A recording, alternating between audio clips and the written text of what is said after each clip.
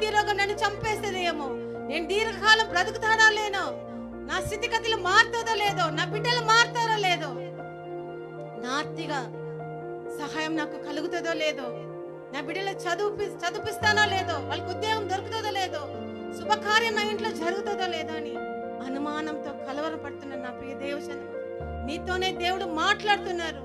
భయపడకు తల్లి, చింతించకయ్యా, ఎందుకంటే నీ నావలో ఉన్నది సర్వోన్నతుడు, మహాభీంకరమైన దేవుడు, రోషం కలిగిన దేవుడు, నీ పక్షుల యుద్ధం చేసే దేవుడు, మహిమగల రాజు నీ పక్షుల దిగి వస్తుండగా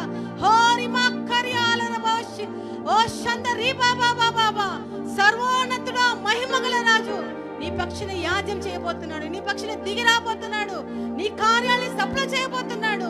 ఆయన కోరుచున్నది ఒకటే, భయపడుకున్న ప్రియ దైవజనమా, విశ్వాసము, నీ అల్ప విశ్వాసాన్ని తీసివేసి సంపూర్ణంగా దేవుని అత్తుకో, ఆనుకో, ఆయనని ఆకర్షించే ప్రార్థన చెయ్యి, మోకాళ్ళతో కన్నీరు విడుచు, ఉపవాసం ఉండు, స్తుత్యాగం చెల్లించుము.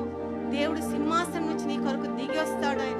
ఆయన దిగి వచ్చే దేవుడు, ఆయన కనికర పూర్ణుడు, సుగుణాల సంపన్నుడు, ఆయన కృప కలిగిన దేవుడు, ఆయన కృపామయుడు, ఆయన వాత్సల్యత కలిగిన దేవుడు, ఆయన వాత్సల్యత నిరంతరము నీ పట్ల నిలుచును.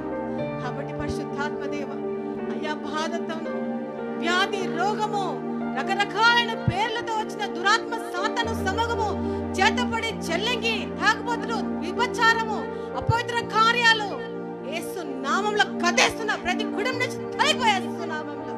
అయ్యా నీ బిడ్డలకి ఆశీర్వాదము, దీవెన, ఆరోగ్యము, దీర్ఘ ఆయుషు, శక్తి, బలము, విశ్వాసము కలుగునుగాక నాయన.